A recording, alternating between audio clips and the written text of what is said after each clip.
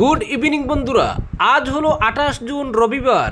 আজকের সন্ধ্যার বিশেষ বিশেষ খবর হলো সমগ্র দেশে সেন্সাসের কাজের জন্য রাজ্য সরকার সরকারি শিক্ষক ও কর্মচারীদের বদলির ক্ষেত্রে নিষেধাজ্ঞা জারি করেছে, যার ফলে নিয়ম অনুসারে জুলাই মাসে শিক্ষকদের বদলি এক অনিশ্চয়তার মুখে পড়েছে। 10 বছরের বেশি সময় ধরে দুর্গম এলাকায় স্কুলে কাজ করার পর এবার বদলির আশায় রয়েছেন রাজ্যের হাজার হাজার শিক্ষক শিক্ষিকা। এ প্রসঙ্গে আশার কথা শোনালেন শিক্ষামন্ত্রী ডক্টর রনোজ পেগু। মন্ত্রী জানিয়েছেন, শিক্ষক বদলি আইন অনুসারে গরমের বন্ধ চলাকালীন বদলি প্রক্রিয়া সম্পন্ন করা হবে। HRMS পোর্টালে 30 জুন পর্যন্ত আবেদন করা যাবে। 1 জুলাই থেকে আবেদন পরীক্ষা শুরু হবে। স্বচ্ছভাবে বদলি প্রক্রিয়া সম্পন্ন করার স্বার্থে শিক্ষা বিভাগ একটি উচ্চ ক্ষমতা সম্পন্ন কমিটি গঠন করেছে। এই কমিটি 15 জুলাইয়ের মধ্যে বদলির যোগ্য শিক্ষকদের তালিকা চূড়ান্ত করবে বলেও জানিয়েছেন শিক্ষামন্ত্রী। তিনি বলেন, মেডিকেল গ্রাউন্ডে বদলির আবেদন পরীক্ষার জন্য GMC ছাড়াও MMC ও AMCতেও মেডিকেল বোর্ড গঠন করা হয়েছে। সেন্সাসের কাজে যাতে কোনো বাধা সৃষ্টি না হয় সেজন্য বদলির চূড়ান্ত কর্তৃত্ব জেলা প্রশাসনের উপর দেওয়া হয়েছে। এদিকে স্কুলগুলিতে ছাত্রছাত্রীদের নিম্নমানের বিনামূল্যে ইউনিফর্ম বিতরণ প্রসঙ্গে সাংবাদিকদের এক প্রশ্নের জবাবে শিক্ষামন্ত্রী পেগু বলেন, শিক্ষা বিভাগের কাছে পর্যাপ্ত তহবিল নেই, তাই 100% কটন কাপড়ের ইউনিফর্ম ছাত্রছাত্রীদের দেওয়া সম্ভব নয়।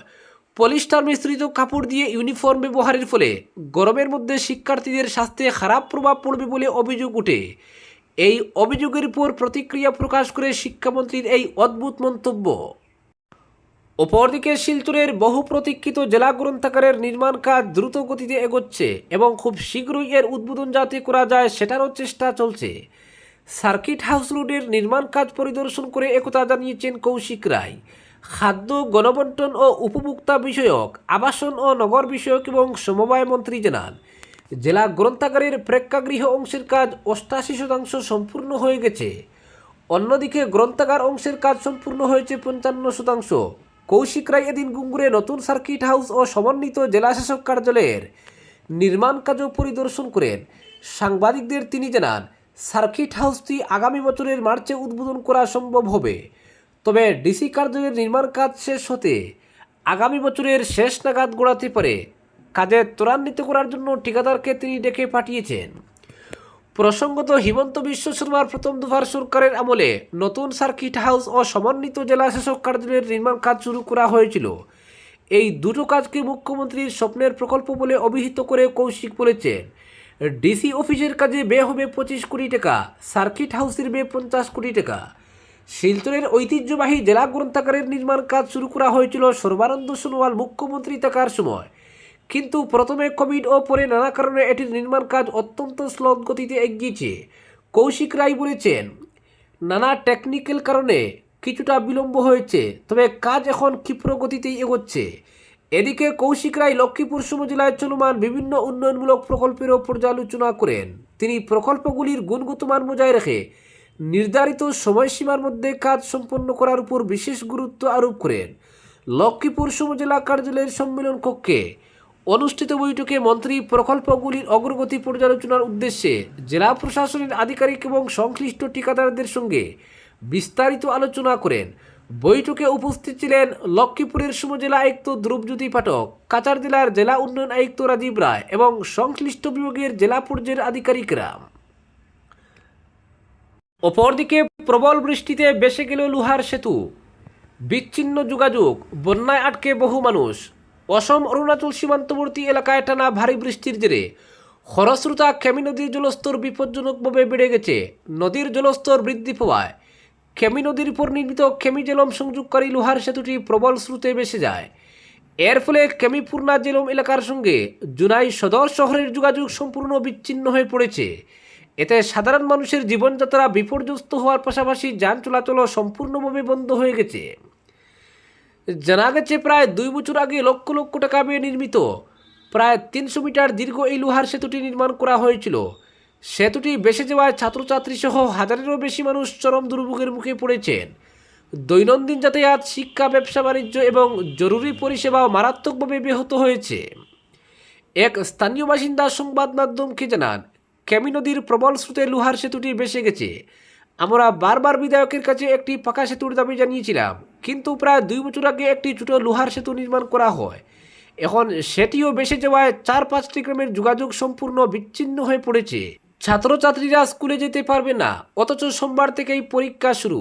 অন্যদিকে দিকারি নদীর বন্যাও জুনাইয়ে আতঙ্ক সৃষ্টি করেছে। তেলাম করইবাড়ি এলাকার একটি চর হঠাৎ জলবন্দী হয়ে পড়েছে। নদীর জলস্তর দ্রুত বেড়ে যাওয়ায় সেখানে 15 জনের বেশি মানুষ আটকা পড়েছেন। চারদিকে বন্যার জলে প্লাবিত হয়ে তারা নিরাপদ স্থানে যেতে পারছে না।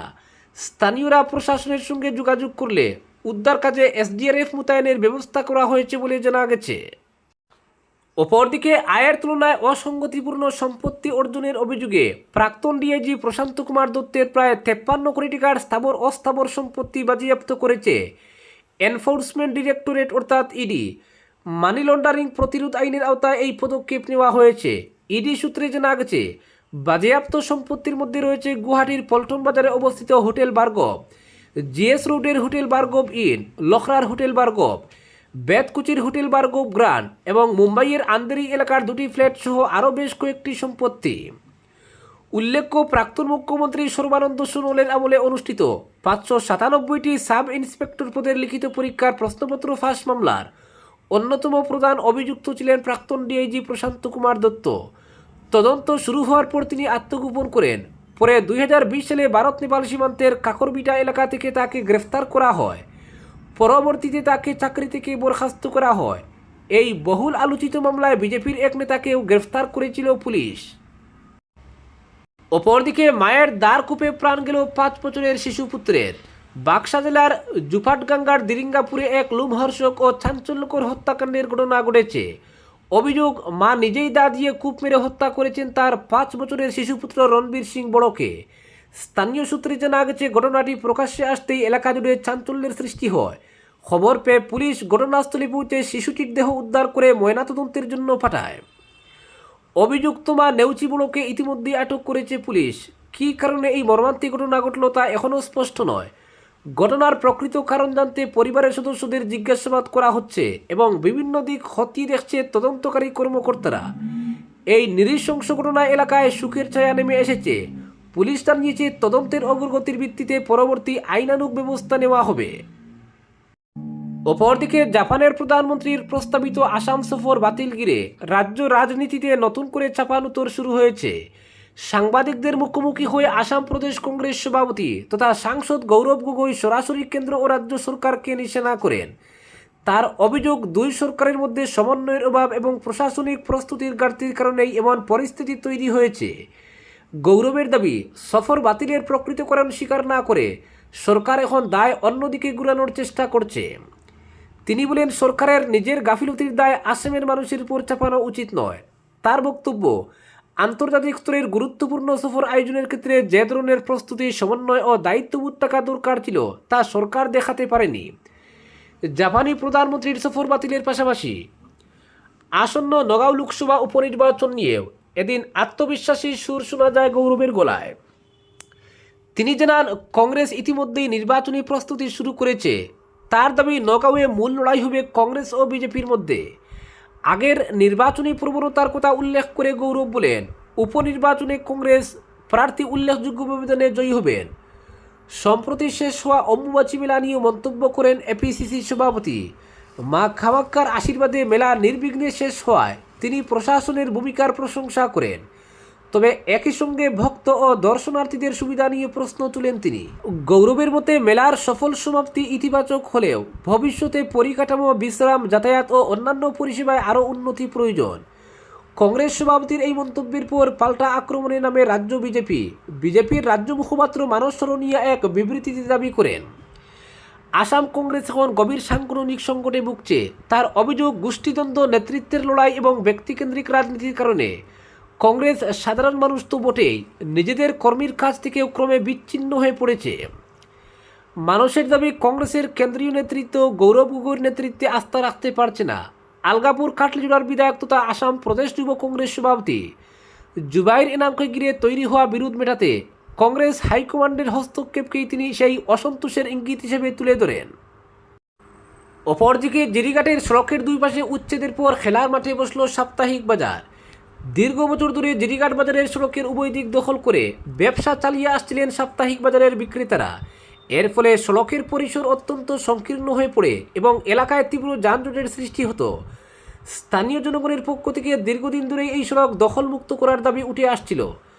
জনগণের দাবির প্রেক্ষিতে চলতি জুন মাসেই সরকারি উদ্যোগে জিরিঘাট বাজারে এক উচ্ছেদ অভিযান চালানো হয়।